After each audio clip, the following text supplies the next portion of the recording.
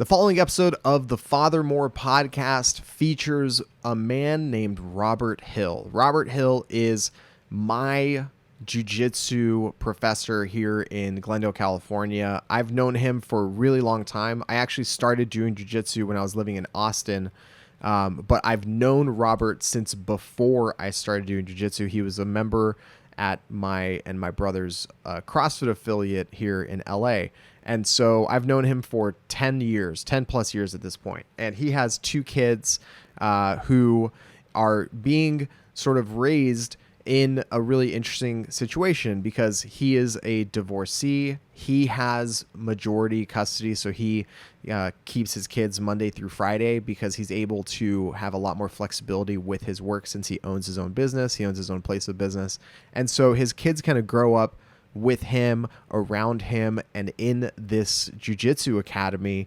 And there's a lot of really interesting things about his past and his relationship with his parents and how his relationship with his now ex-wife sort of ended up where they're at and how they co-parent in that type of a unique world that I think was really interesting for me, not only as the host of a podcast, but also to get to know him a little bit better as well. So, I've seen his kids grow up and I've sort of seen the way he interacts with them, which is very, very unique. It's very, very different than what you might expect. But there is a really interesting clarity to how he's doing things and why he's doing the way that the things he's doing, and how he's raising his kids that I think you're going to find really fascinating. So enjoy and take care.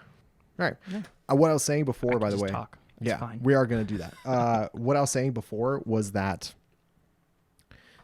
I'll just hold this like threateningly the entire time. And you're like, that's not going to help. That comes up in my mind on a regular basis of like, I don't think there has been a point in the entire time that we've known each other that you haven't really, truly, physically been able to murder me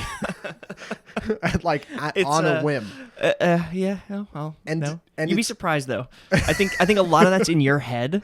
And I think that I use that to my advantage quite a bit. So that is something that I think about, not in the sense of like instilling a sense of fear in myself, but almost in like, I'll know that I've done well in my like studying of jiu-jitsu when that is no longer, that's like a coin toss. It progresses, right? It goes from 100% of the time to like a coin toss to like maybe in my favor every now and then to like, I can do this, and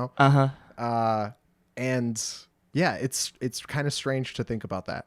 You know what? It's a little bit of a double-edged sword too, though. Because what you're seeing is, and I was actually reading a book this morning. I was reading Breathe. It's still in my car. Breathe. I think it's Hicks and Gracie's autobiography or biography. Yeah. I lost the education to remember which is which. I think autobiography means he wrote it himself. Yes. Which likely he did. Now, it's a great book. Don't get me wrong. He's got a lot of cool stuff in it. But he talks about his uncle, Grandmaster Carlos, about him being like... or maybe Elio said it. Maybe Helio said it. Maybe his father said it. But it was something like he used jiu-jitsu to recover like his masculinity and things like that, and like how he could be a man because he was a scrawny guy. He was very weak, and like how he could be just like he could recapture his confidence as a man. Like I think that's pretty much how he puts it in the book there.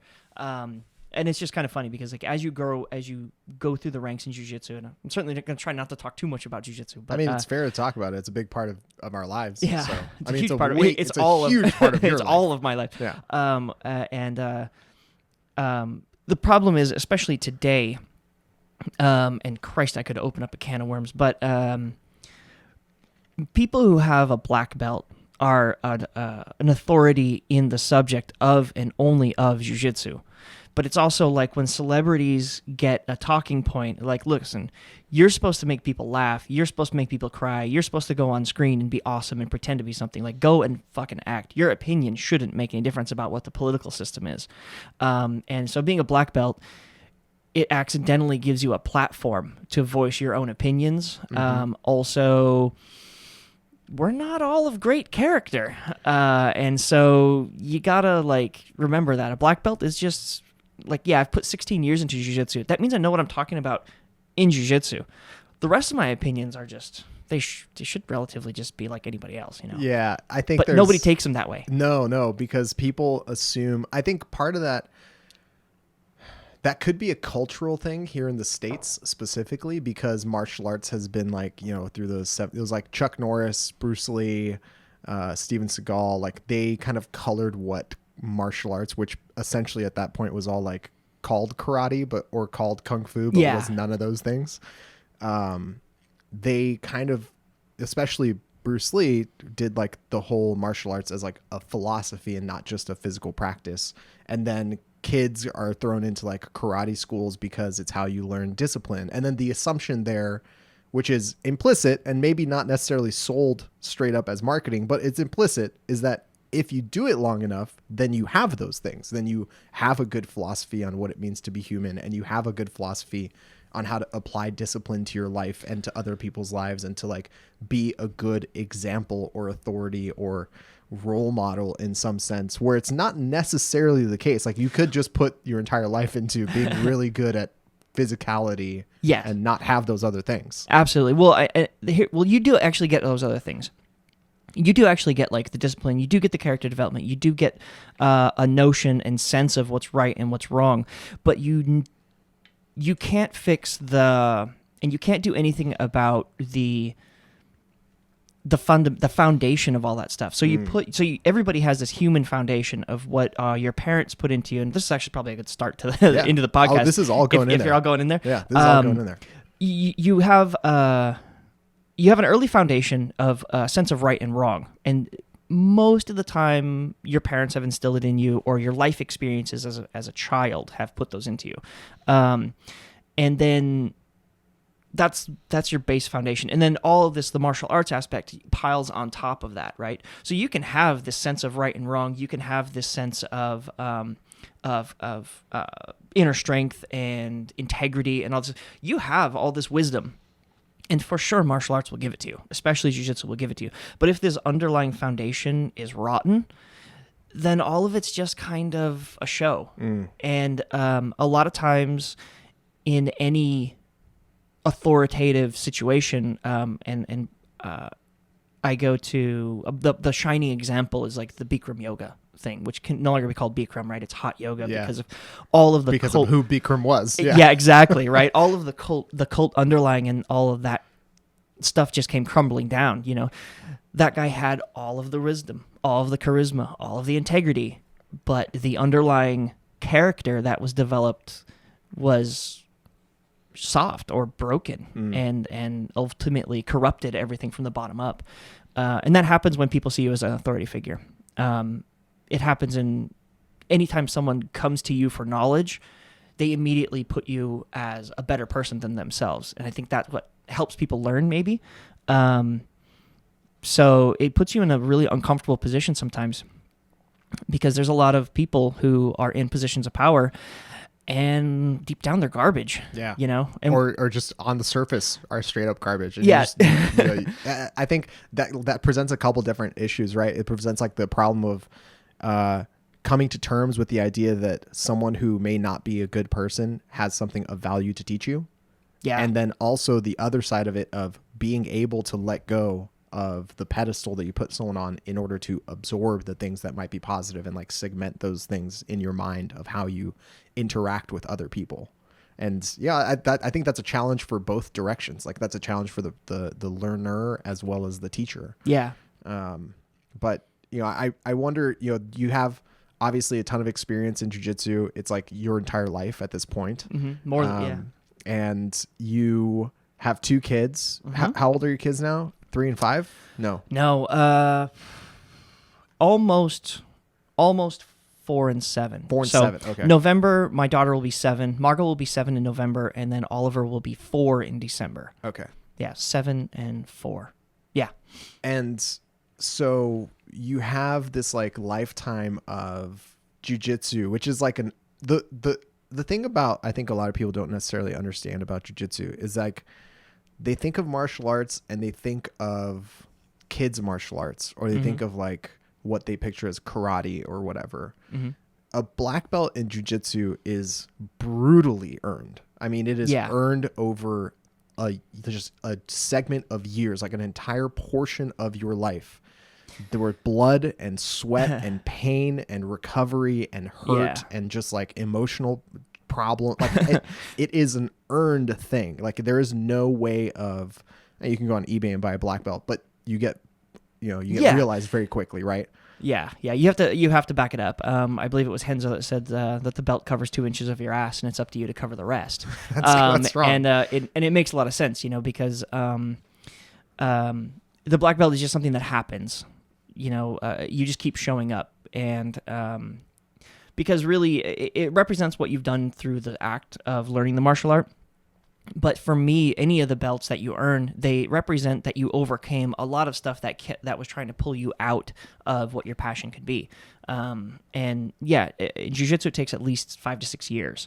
Some people, some people earn it a little bit quicker because they have competition accolades, and technically, for sure, they've earned it. And everybody goes through wonderful stages of their life and tragedies in their life at different paces. So I don't mind seeing people who get black belts in like 3 to 5 years, because they've most likely been through a lot of stuff. When it comes to, I was just having this conversation with somebody up in Paso, where I just took a little mini vacation for my own mental health, and we're talking about promoting people, and one of the questions is like, what is the qualifications for a black belt?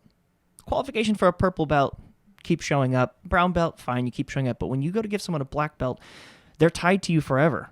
That means their character, their skills, what they're going to do in the future is in a way tied to you. So now it's not just, I can give this guy a belt, and if he quits, whatever. But if I give this guy a black belt, and then he has all of his lineage tied to me, he has all of his future tied to me, like, this is a big question.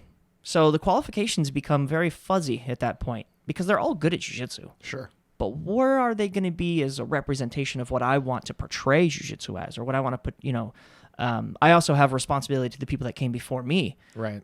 All of that blood, sweat, tears, and pain, and quit, and recovery, and encouragement, that's all sitting on this other person's shoulders too. So it's like, I have to make sure that I'm responsible for the people who came before me.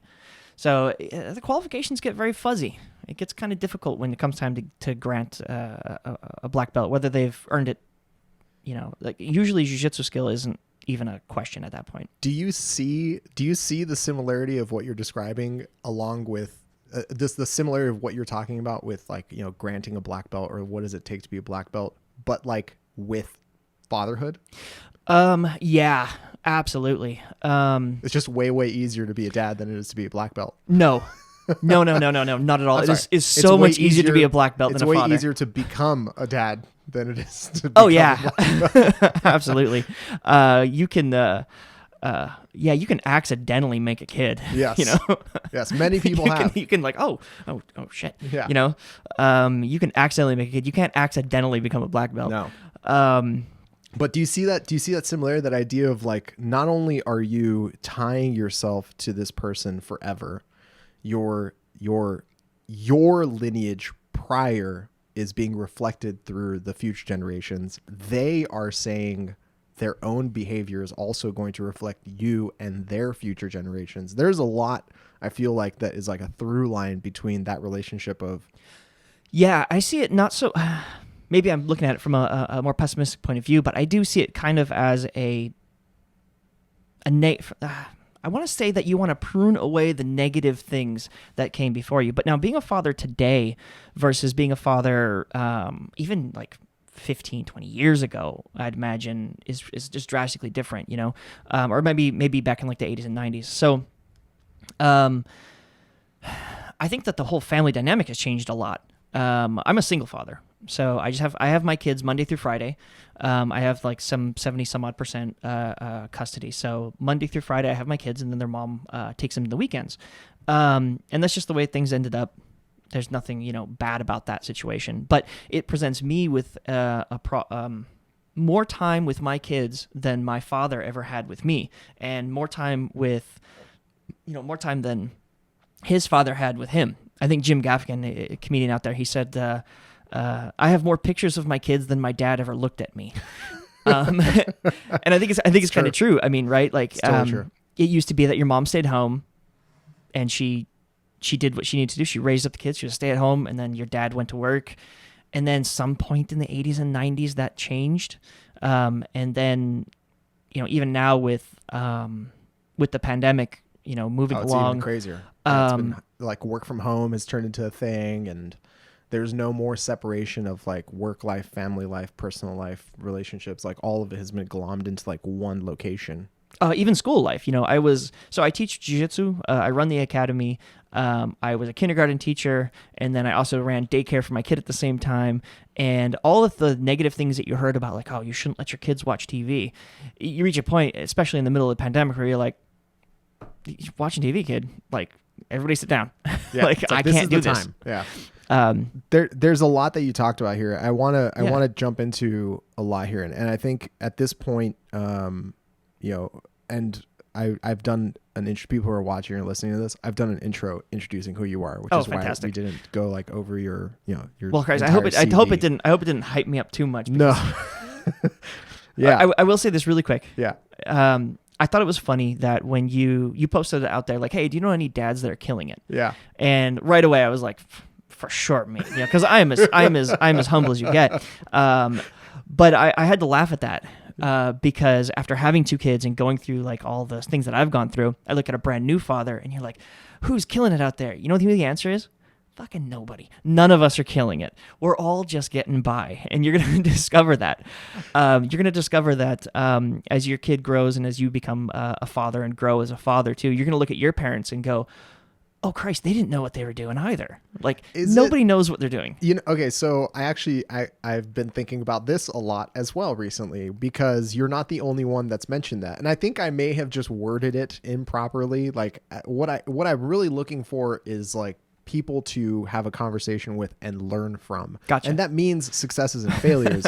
My desire, like my first blush guess at it would be I'd probably prefer to speak to somebody who's successful in like keeping their kids alive, raising kids that aren't assholes, and also living a life that includes something other than being a dad. Gotcha. And that's kind of what I mean by killing it, because I got a lot of people that were like, none of us are killing it, dude. You're narrowing the scope down way too much. You're never going to talk to anybody. But the other side of that, by the way, is that maybe, and again, I've been at this for all of 2.5 months, so I don't know what I'm talking about. But is it maybe that all dads have the same type of imposter syndrome? Probably the most honest and sane ones do. I mean, I'm sure there's a bunch out there who are convinced that they're killing it. Like, I'm just fantastic. That was also... They're also probably not with their children most of the time. Yeah, I was going to say that was also one of the nannies and shit. One of the positives that came out of me posting it that way is that I immediately knew who not to talk to. Oh. Because it was the people that were like, me, bro. I've got I think that's this. what I said, though. I've been murdering this. No. I don't know if I can't. I mine was a little more sarcastic. Yeah. But like, it's like it immediately shined a light on the people who are like too ego into like their thing. Mm-hmm. The people who are recommended by other people, those are the ones that I tried to really speak with the most. And so, anyway, sorry, there's a lot that we went into here. Yeah, go for it. Your role as like dad is very different than the other dad roles that I've interviewed already. I've talked to a bunch of different people, from newborns to grown kids, going off to college, to just a whole slew of children under the age of like 5 or 6, like 4 kids under the age of 6. Ugh. Wild. But you're the first dad that I've spoken to that is divorced and has the kids Monday through Friday. So you have the majority of that Correct. Time. How did that end up being the case, by the way? Because usually it's the opposite, right? Yeah. Actually, it's really quite. Let's see. When we split, when my ex-wife and I split,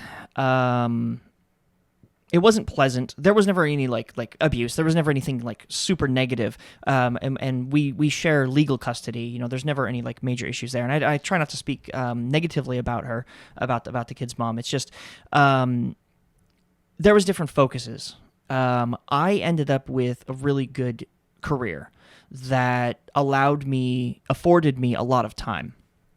And so in a way, like logistically, it just made sense for me to have the kids because it was easier for me to do my job. I work at night. I work until like 9 o'clock, but I work from 5 to 9. I own the building. No one can complain that my kids are there.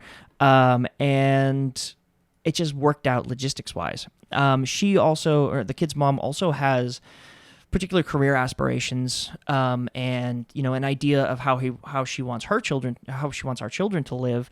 And her only way to do that is to dive into her career. At least that's the going like explanation of it.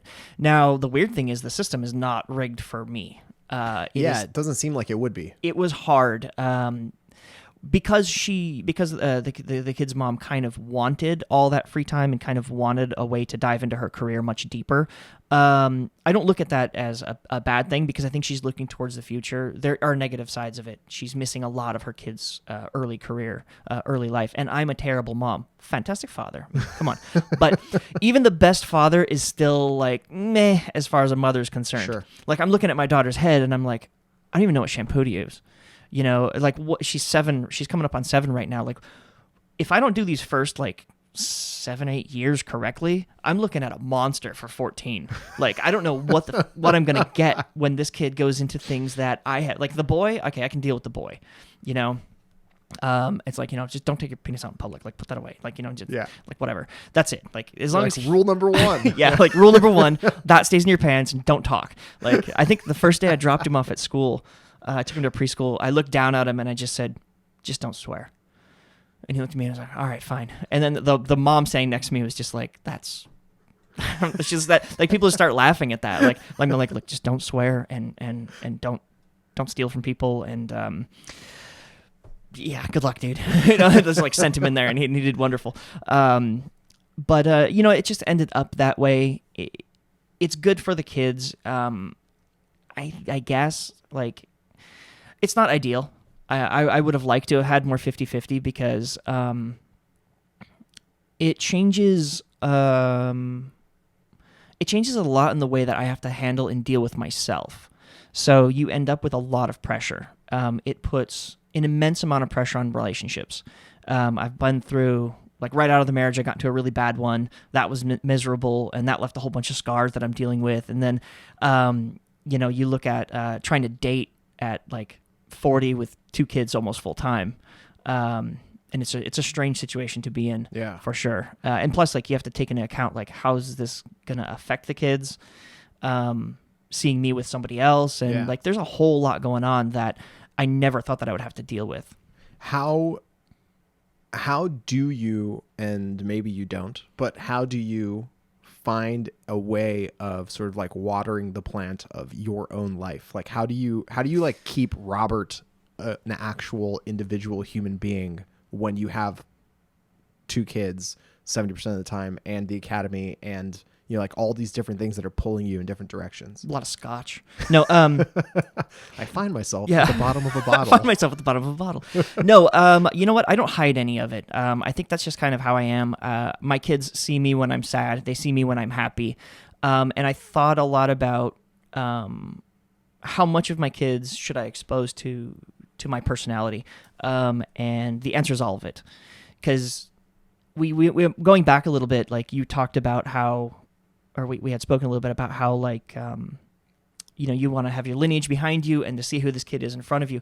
I kind of see parenting in a way today as pruning away, not the negative experiences, but the negative lessons that I had as a kid. So, you always want to make your kid a little bit better than you. Mm-hmm. You want to teach them the things that nobody taught you. Like, oh, I wish I had known this as a kid. You want to be the dad that you wanted. My father was fantastic, by the way, and I still have wonderful contact with him. And but at the same time, there's also lessons that I never learned from him. Maybe he didn't know how to convey it. He was a much younger father than I was. But I do look back and I'm like, oh, you were figuring shit out at the same time. And now I go back and I talk to him. I'm like, Dad, what were you thinking during this part of your life? Because I had I don't want to get off on a tangent too much, but I had a sister that she died at, I think, 6 months. So it was a combination of like pneumonia and SIDS. And I was so young that I never really processed that all that well. I remember my dad just took me to the park and said like, hey, your sister's gone. You know, it was a much different conversation than that. It was much handled much better. But like, that's kind of it. And, you know, I was 10, 11. So now going back after having 2 kids that have grown and like gone through, you know, the first couple years of their life, I can sit down with my dad and go, hey, what was it like losing a child? Yeah. And that is like a really interesting topic.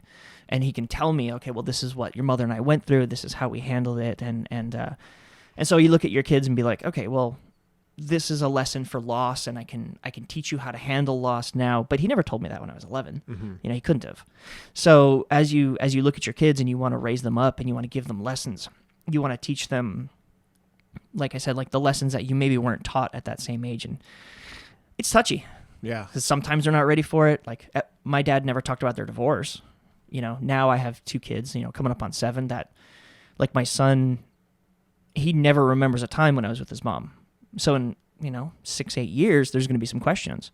And so as his mom and I broke and divorced, and she moved out, or I moved out and then she moved out, like we made boxes, or I made boxes, and I think she did too. Where at one point I can sit down with my kids, you know, when they're teenagers, and say, listen, mom and dad had a failed relationship. Check out this box. You know, and I can go through like years of pictures and years of letters and like years of things where I can be like, oh man, where'd that come from? A little bit of emotion. But and you can go through and like say, look, hey, mom and I actually had a good life for, you know, these years. The touchy part there is to make sure that the kids know, like, you have to edit that. Sorry about that. No, you're gonna. But the kids like, hey, it's not your fault. Yeah.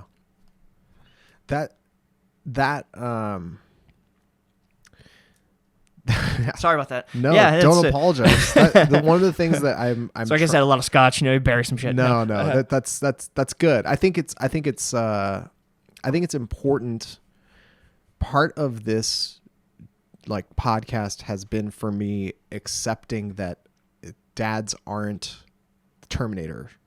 Like they're not emotionless robots. That is a change, I think, because if I look back at my father who was a Marine, and he like there was never like a, what did he say? He told me as a kid. He told me a lot of bad shit. But anyway, he told me like, you know, he said, hey, guilt is something that you should just be able to sit down and fix and then move forward. But my personality, I'm looking back and I'm like, no, Dad, like, no, that's how you bury stuff. Yeah. And I think that was something that was handed on to him. So I go back to these lessons of like how you should handle yourself. And then the negative lessons you shouldn't hand on to your kids. So you should tell them today to process emotion correctly. And you should tell them to talk about things, you know, because he never got to talk. Like if he sat down with his dad and was like, oh, Dad, I feel sad. He'd be like, we all do. Like, shut the fuck up. Like, move on. We like, all do. Yeah, he's like, we all do. That's why we invented beer. Like, what's wrong with you? Yeah. You know, go outside, smoke your cigarettes, and then, you know, handle business. And then you die a bitter death at 50. Yeah, because you've just buried it. You've buried it the entire time. I think Bill Burr has a bit about that where he's like, you have a heart attack at 50. Like your granddad had a heart attack at 50 because he was never allowed to say, God, that puppy's so cute. That's not wrong. You know, my grandfather did. My grandfather died on my 7th birthday. Wow. You know, I just got done opening presents and my mom answers the phone and be like, oh shit, you know, and so Wow. have that stigma on top of your birthday no, it's fine. But you know, you look at men and that's just how it was. You died of heart disease in your 60s. You had 15 kids. You worked on a farm. Like that's where I grew up. Mm-hmm. And so you prune back those lessons, and you look back at your kids and say, okay, I'm not going to give them the negative things. Show them, but I don't want you to grow up with this stigma.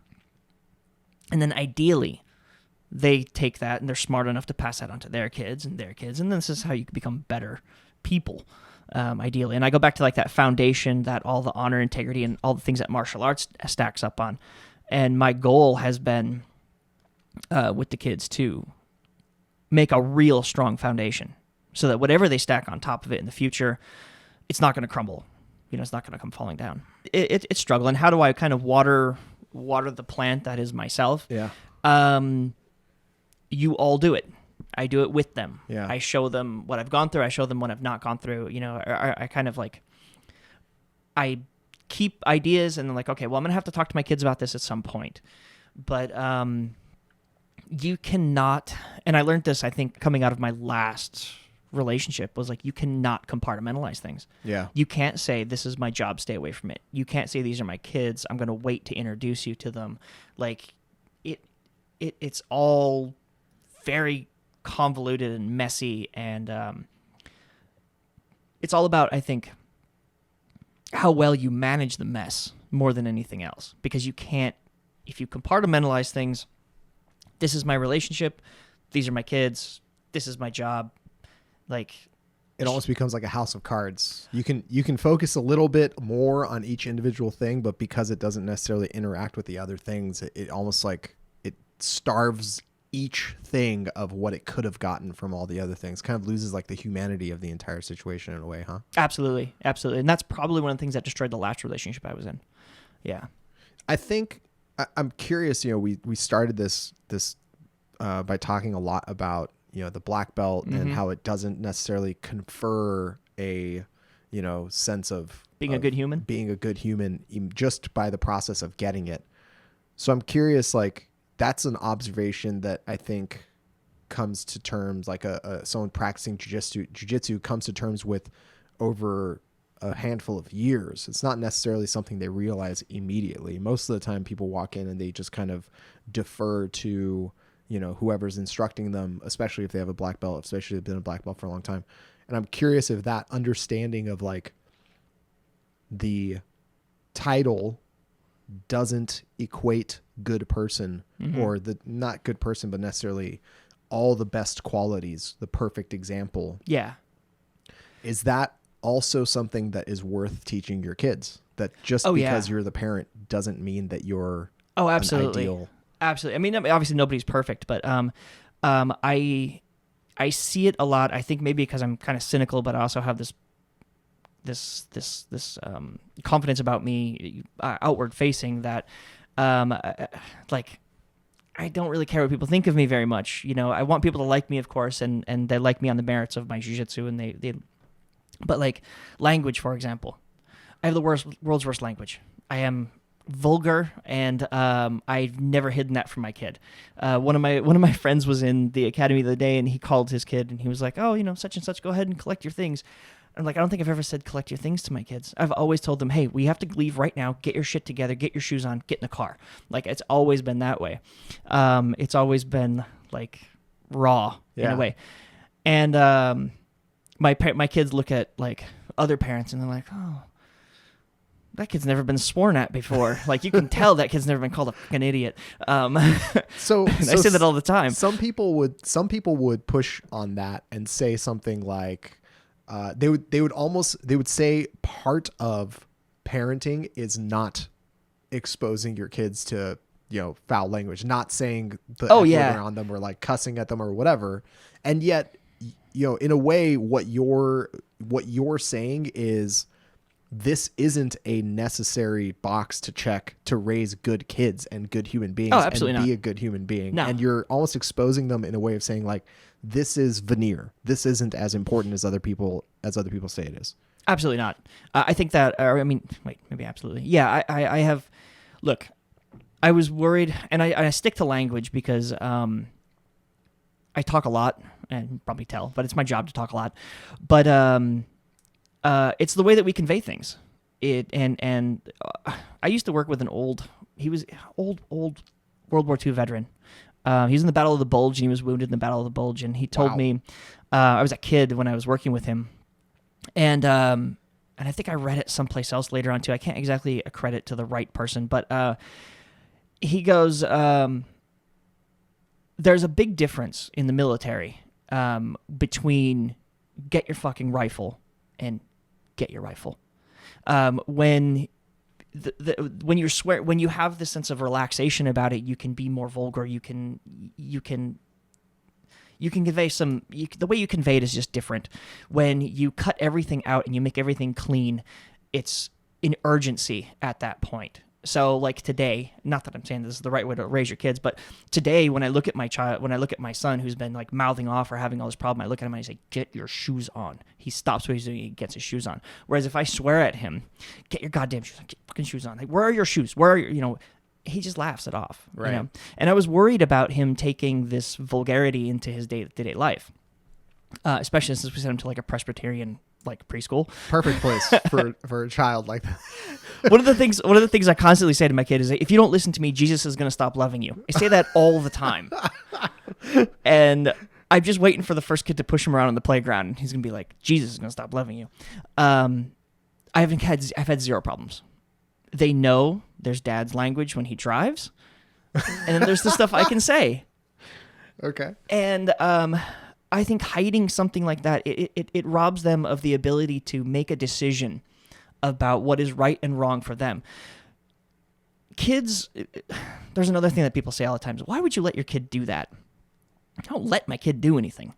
My kid does things. He's his own individual. Especially as you watch them grow, you'll see your son's personality like come out. Yeah. Right now, he's just a blobfish. Yeah, that's true. A very, very cute one. And yes, he is a very cute blobfish. But he knows nothing other than to just eat. Yeah, he stays places. When I put him down, I'm like, you'll be there when I come back. Yeah. And he is, because he can't move. Yeah. That will change. But they have a sense of right and wrong, whether you've instilled it in them or not. And I think when you hide negative experiences from them, you kind of rob them of the opportunity to make a decision for themselves. So my way of looking at it is, I'm going to let him make a decision, and we'll work on it together at that point. He's going to go to school, and he's going to say some shit. Margot, my daughter, she's going to go to school, and she's going to make some decisions. When those decisions come back at me, then I can sit down and say, okay, well, this is a learning experience. This is why we did it this way. I try as often as I can to ask my kids what they think. Oftentimes they're morons because they're children, but we talk about that. I just love that quote. I love that so much. Oftentimes they're morons because they're children. They are. Like, they haven't had a chance to progress. Sure. I hope you don't get canceled for me calling people morons. No, you're fine. So, I'm uncancelable. Uncancelable. Fantastic. So are you. Oh, no, we're not. Oh, I ever not. There's a line that I can cross, but yeah, the jiu-jitsu community can turn on you quickly. That is today. a good point. That is a good point. But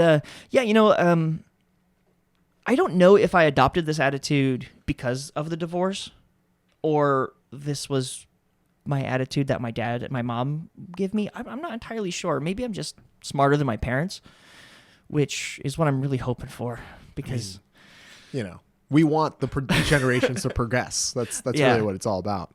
So I hope I answered your question. I forgot what your question was. No. I like it because we talked about all these different things, and I think people listening to this or watching this or whatever, I wish I was in their shoes trying to picture what your interaction with your kids is like. It's interesting. It's interesting. It's different. It's very different. And I think that the fascinating part about that is that you're essentially paving this like road of raising your kids in a way that is a little bit different than what other people would expect, because your circumstances are different. Mm-hmm. Your style is different. Your way of talking to them is different. And yet the end result that you're going for isn't necessarily different than what other people want their kids. Like, you want your kids to have good character, have integrity, to know the difference between right and wrong, to treat people with respect, to be able to go to a place and understand, here's a person of authority, here's my peers, here's how I interact with these different worlds. You're cavalier in your language, but you're not cavalier in your approach. It seems precise in a way of like, this is what I'm building. Yeah, I think Unfortunately, I can tie everything into jiu-jitsu. Please.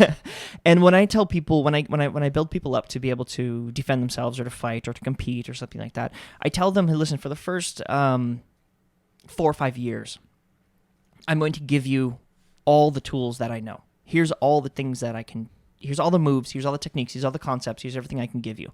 You're going to put all the stuff in your toolbox. But when you go to work, when you go to compete, when you go to fight, when you go to do something, it's up to you to pick the right tools out of the toolbox in order to use them. I'm not going to tell you how to win or how to defend yourself. I'm going to give you the tools in order to do it. And I think that's the way that I'm looking at my kids, because at a certain point, they just take off. They're on their own. That's my goal. My goal is to make myself redundant. I want them to, as they reach a certain point, want to reach out and see how dad's doing, not need dad.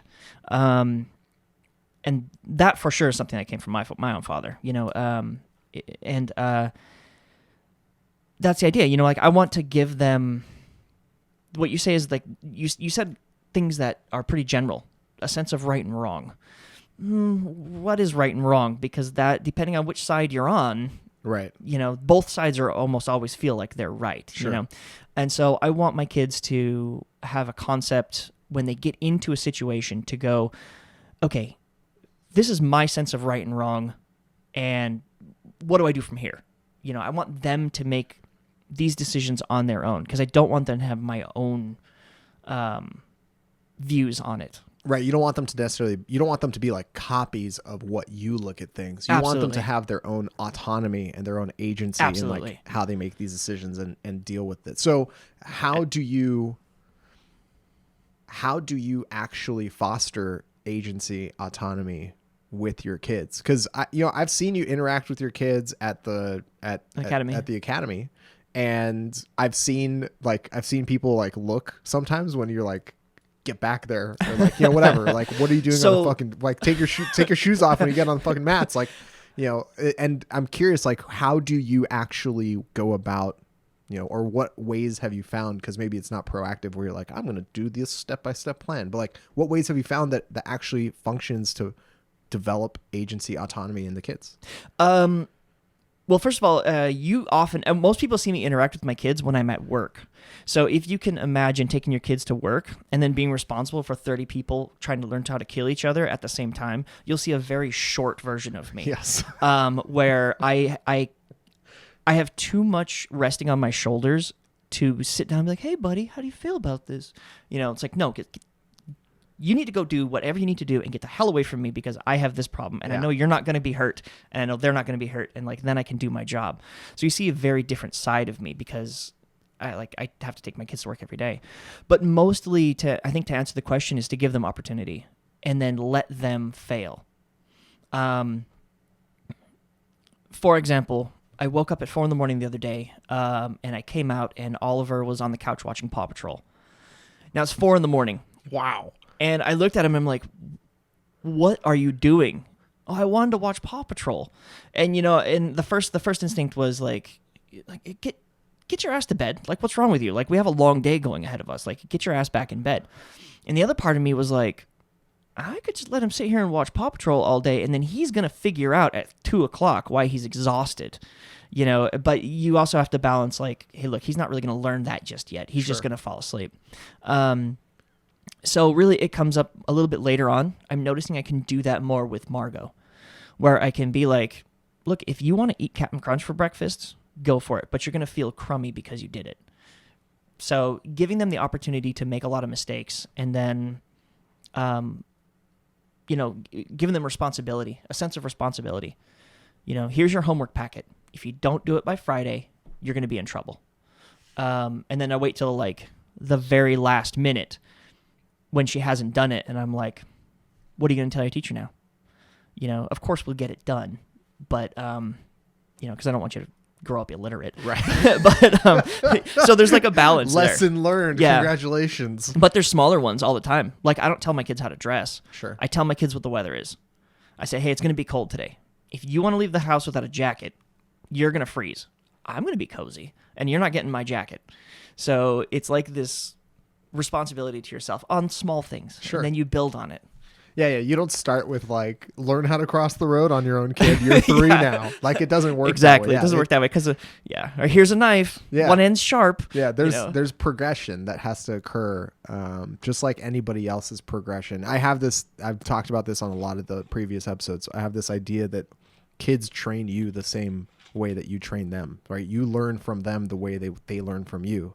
If I had to raise a toddler going from no kid to a toddler, I would go crazy. There's no way I'd be able to match that. You would do it. I mean, I'd be able to handle it. You I'd figure it out, but it would be significantly harder than having had that 2 years or 2.5 years of training from the kid of like how to speak to them, what their schedule's like, what they react to, how they learn. And, it's almost like you learn on the job. So there's like it's a two-way street is essentially what I'm trying to say. Yeah. And yeah, you do learn a lot from your kids. You learn a ton from the kids, right? So mostly that they're idiots.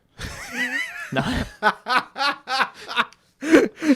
So I love that. I love it. So I it's not their fault. It's not their fault. Being a kid, I wasn't this. I thought I was super smart, you're but I was a pain not in the ass. smart. In fact, after this, you need to call your father and your mother and apologize for all the dumb shit you did for the first 15 years of your life. It's no, that's not their fault, though. No, it's not their fault. And God bless their souls. You know what I mean? What is it? Oh, bless your heart. Bless your heart. So how have you changed as a person since having your kids and since having that process of like seeing them grow? I've run out of empathy and compassion for other people because I use it all on my children. I have no idea. I have no idea how I've changed. I mean, I couldn't put it. I've never been asked that question before, so it's hard to say. Yeah. I think that I think I do have a better idea of maybe I'm phrasing that wrong. Existentially, I have a pressure to make someone who is contributing to society. Nobody wants to raise the serial killer on accident, so in a way, yeah, because you look at, nobody wants to make, and I think actually Bill Burr talked about this, you're just making another in the way kid, someone else who doesn't look at the light in traffic. Like nobody wants to make that kid who's just in the way. So you have a different pressure on yourself to not be in the way. You have to conduct yourself a little bit better because there's going to be someone after me that's going to have to deal with these problems that society creates, or that you help society politically or otherwise create. So you have somebody who's going to live in a world that after you're gone. And so existentially speaking, maybe I have a little bit more responsibility to society to be like not such a shitty person, and to raise my kids not to be shitty because like, hey, it doesn't end with me. There's going to be an extension. Someone's going to be reflected. Right. I'm gonna project myself. Your in the future. your example will live on. Like the actual whether you types like of it or not. Yeah, the actual behaviors that you exhibit in front of your kids will live on through your kids, whether you plan on that or want that to be the case. Absolutely. I take a different approach to raising the boy as opposed to raising the girl. Oliver, I can knock around. I can be very physical. He's a very physical kid, whether I like it or not. I don't know how many times I've whacked him in the back of the head, which is horribly wrong. It's in like none of the books. It's in none of the books. And it's the opposite is in all the books. But his head is always right there at arm level. And when he's doing something wrong, you can flick him in the back of the head, and all of a sudden they're doing something right. No, but I'm much more physical with Oliver. I can grab him and rip him out of the car. I can throw him. He's capable of this, but I could just never... to be clear, by the way, you're not physically abusing your children. I am not physically. I feel like somebody might listen to that and they're like, why are they both so cavalier about this? Well, also my job. Right. You have to remember that my job is wrestling people around and holding them down and making them say uncle. So I think that's also another thing to understand is that like contextually, your understanding of physical space and how you interact physically with other objects and people absolutely is at another level, right? So like you when you're like, oh, I pull them out of the car or throw them around or whatever, that doesn't mean, like drunken uncle comes home No. and like throws their that's not what that means. Yeah, my kids right? don't have marks. No. Yeah, don't call CPS on me. No, they're fine. I promise they're fine. Their mom is a certified reporter, someone who has to report everything like a teacher. Yeah, no, the kids are fine. I have that. So even not to interrupt, but even me not being like, I'm that uncle to all of my nephews. Mm-hmm. Even the nieces, every single one of them is like, we're going to wrestle. Every time they see me, like, let's wrestle right now. I'm like, I'm here for dinner. Give me a second. We'll wrestle after dinner. But like every single one of them understands like, oh, this is the uncle that we like wrestle with. Like, you can there's grab a him. physicality. And I also treat them a little bit more like, not necessarily, I'm not going to say I'm like, careless with them, but I let them experience like getting turned around and getting tossed up and getting rolled around and putting a little bit of pressure on them and letting them put a little pressure on me and letting them kind of push me around and let them experience, because I don't think they necessarily get that in other places. Like they don't necessarily get that with their parents. They don't necessarily get that at school. They don't all do jiu-jitsu, so they don't get that at an academy. And I think that physicality is really important for them to experience. So anyway, you were saying. Well, my kids learned to crawl. They learned to walk. They learned everything on the jiu-jitsu mats. These kids were born into my job. They were born into my passion and their mom's passion. Their mom's a black belt as well. Very, very, a very good one. So my kids learned physicality from me and just my job. They've watched me from day one do jiu-jitsu, throw people around. And so they have an understanding of personal space. They have a different understanding of being grabbed and pushed around and stuff like that. But anyway, how physical I am with my son, I'm very different physically with my daughter, because I think that, number one, boys and girls are different. We tried very early on to be non-gender specific. All the gender specific toys, this stuff didn't make a damn bit of difference. The kid's going to make a sword out of anything, and she is going to knit, and she's going to finger knit clothes for her dolls. That's just the way it is. They get that from somewhere. But I look at, Margot and how physical I am with her. I mean, I have to set like really clear boundaries. Like the day someone grabs you, like, for example, they're sitting on the couch and fighting. And she's like, get off of me, get off of me. And I tell her, I'm like, listen, you say get off of me once. The next time you say get off of me, it's followed with a strike.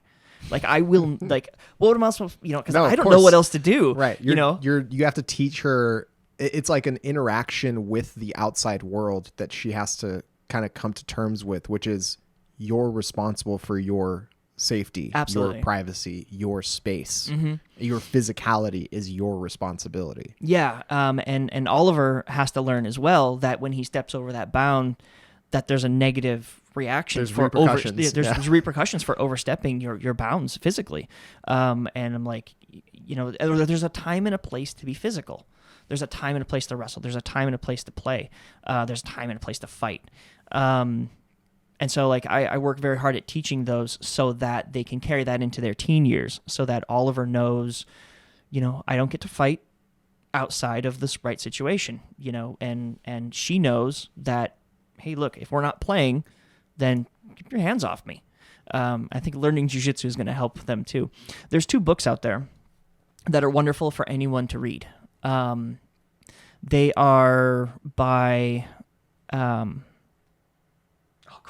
it's The Gift of Fear, and there's another one that he wrote later on. Gavin DeBecker wrote these books.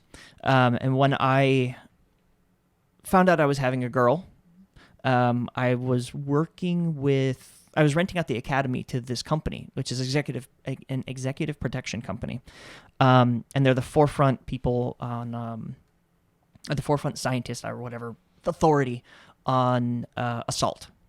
And the first one is The Gift of Fear, and it teaches you that fear is not a bad thing. It teaches you that you should listen to fear. And then there's the second one, which is Protecting the Gift, which I believe he wrote after he had kids.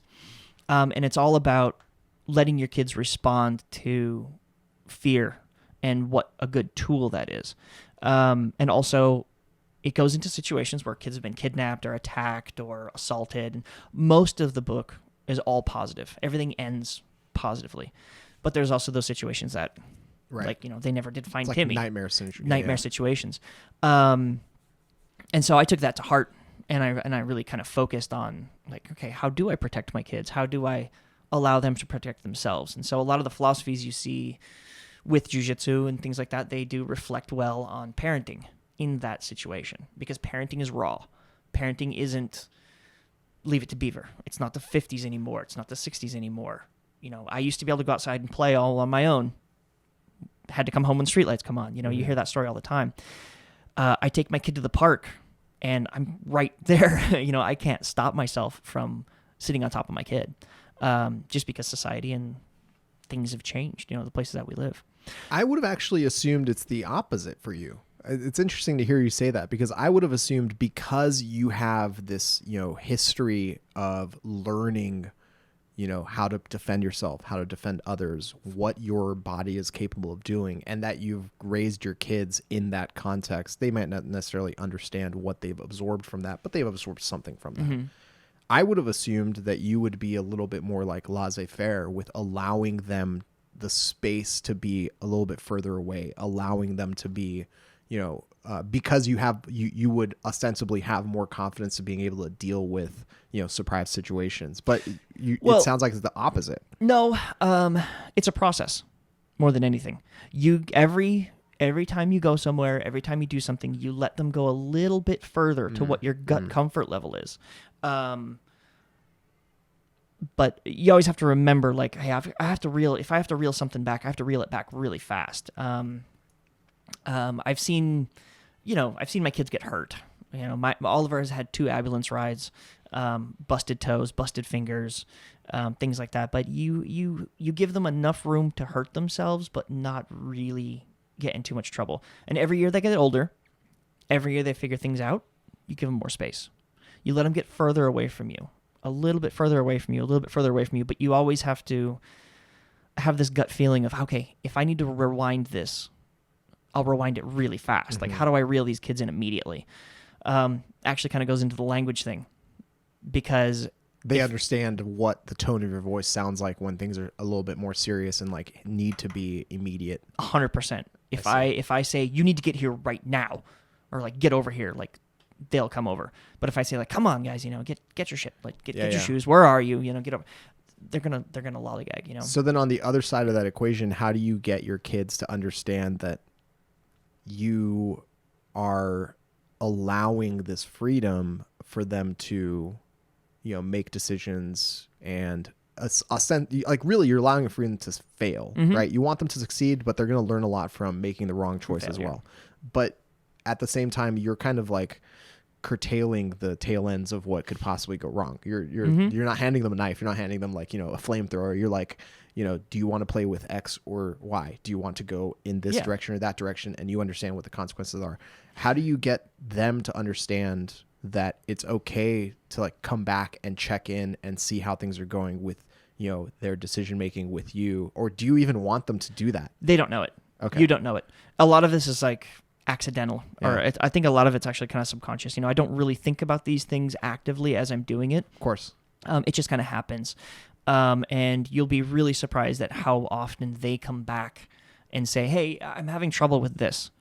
They get to a point where they fail, and then they come back for help, or I can't do this. How do I do this? It's a very... Oliver, my son, he's coming up on 4, so he's a little bit not advanced. He'll get frustrated with something, and then he'll drop it. And I'll be constantly telling him, what good does that do you? He got mad at the Nintendo, and he threw the Nintendo. I'm like, okay, what did this accomplish? Right. And then, like, the Nintendo sits there on the floor because he can't reach it. I'm like, it's busted now. Like, what do you... That's it. And they're not going to recognize it right away.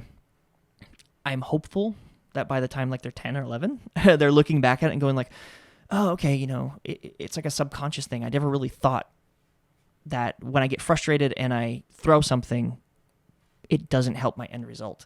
I'm just more frustrated because I now broke it. Yeah. You hope that it comes back later on, but I don't think there's an active process, like an active thought. No one recognizes that they're doing it. looking forward, right? So, you have a 7-year-old and almost 7-year-old, almost 4-year-old. Mm-hmm. They're still very, very young. Yeah. There's still a lot of years of them under your house. Thanks for bringing that up. Yeah. Yeah. You're very welcome. Where's the scotch? We need more alcohol. There's a lot upcoming, right? Mm-hmm. There's going to be a ton of different things that you are going to have to learn. There's going to be a ton of different things that they're going to have to learn. How do you envision your philosophy as a dad changing in that time, right? Is there a core to like your philosophy as a father that you're like, I'm going to hold on to this. This is what makes me a dad. This is what I think dads have to be, and everything else can kind of shift and change around it? Or are you like, okay, I can change around as I need to based off of the different contexts of their lives, when they're preteen, with teenager, going to college, etc. I think I take it a little bit more relaxed. I do, because I don't know. I know what my life was like at 13, 14, 15, and how miserable or wonderful it was. They're gonna have a different environment, and so I can't really say like, oh, I'm gonna keep hold of this one particular. I know for sure I can tell you for certain I'm gonna keep the same freedom open. Because without that freedom, they won't come talk to you when they're older. If they feel like they are pushed, I think if they feel like, look, no, this is what you do. This is how life is going to be for you. You don't do this. You don't do that. You don't. If you keep them locked down, then they're not going to be comfortable coming back to talk to you. My kid's not going to come back and talk about heartbreak, or that. My kid's not going to come back with questions about their personalities, or God forbid in the coming years, sexualities, or what they heard someone say, or drugs, or alcohol. They're not going to come back and talk to you if they feel restricted or if they feel like you have a hard set idea about something. If you have a hard set idea about religion, you must be Catholic, you must be this, you must not be this, or you must be agnostic. Then when they have a question about the reasoning of why, or they have a nagging feeling that I kind of feel like I want to be this way, then they're not going to want to come talk to you, because they know for sure you're always rigid. Mm-hmm. So the only kind of like pillar that I will not deviate from is allowing them to have the freedom to experiment, but with a safety net. Sure. And then as they get older, there's less and less and less of a safety net, and more opportunity for them to cause major failures. But your first 26, 28 years of your life should be just fucking up. Yeah. Because you can't harm much. You can. But generally speaking, 99% of the mistakes that you're making or failures that are either going to personally affect you. Yeah. And usually not even that extreme. Yeah. I mean, like there are probably like more like 75. I don't know. But like, yeah, you want to keep a safety net underneath them. Like, I'm having a bad relationship. Like, all right, well, guess what? That guy needs to go, and he needs to go not because I don't like him, but he needs to go because this is a major red flag, and I can tell you, hey, this is what happened in my life, where you don't need to be around this person anymore, regardless of how you feel. And yeah, you're going to go through some heartache and heartbreak, and you're going to feel sad and dejected and rejected, but you're going to process that, and it's better to process it at 20 than, I can tell you for sure, it's much better to process a bad relationship, a really bad relationship. It's so much better to process it at 20, 25 than it is to process it at 40. Because processing shit when you're older, like 38, 39, when you've gone through bad situations, way harder than when you're 20. Yeah, you don't have the bandwidth. Exactly. You have an entire world and a life that you have to keep moving forward, that you can't just like put on pause to figure your own shit out. You can't, so let them make all these mistakes, but then they can come back and talk to you about it. So don't be so rigid in your opinions, regardless if you think that the kid's doing something right or wrong, regardless of your views on what their orientations should be, and I'm not trying to say like, oh, you need to be ultra liberal and let my kid do whatever.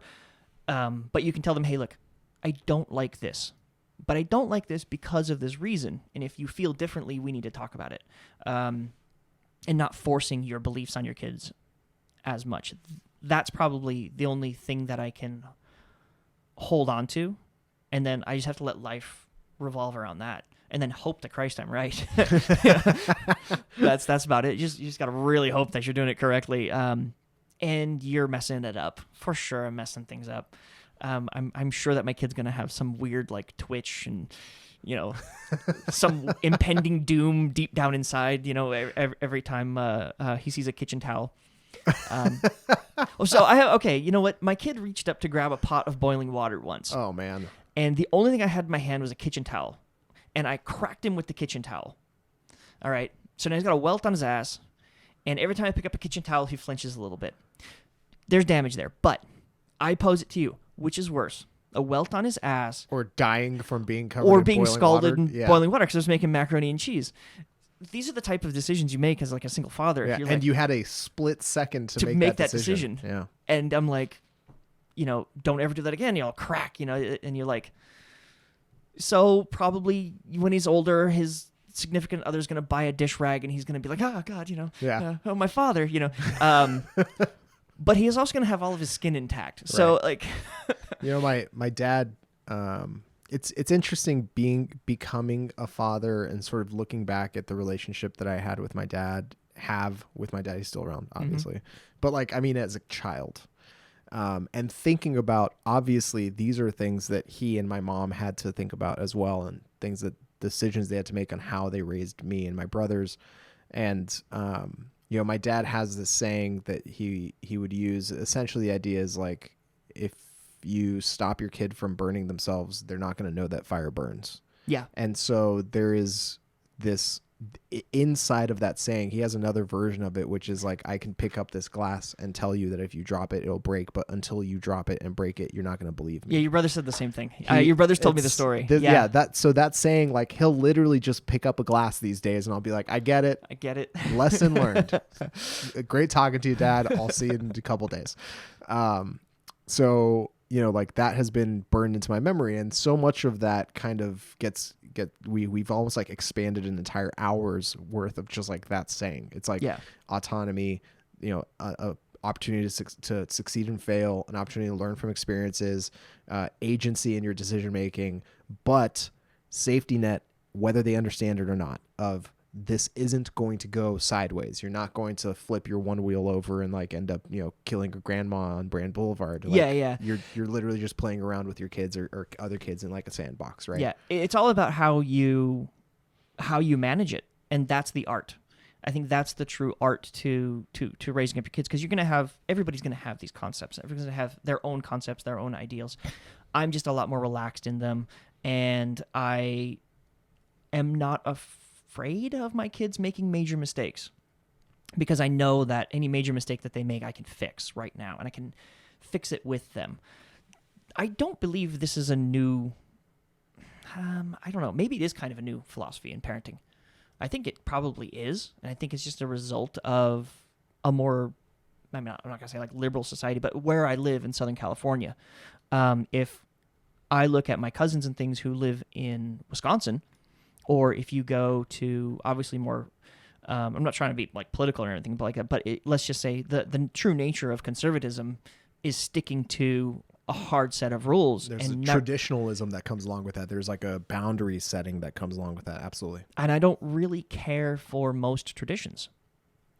I don't really care for much attachment to objects. An heirloom is just something that nobody threw away yet.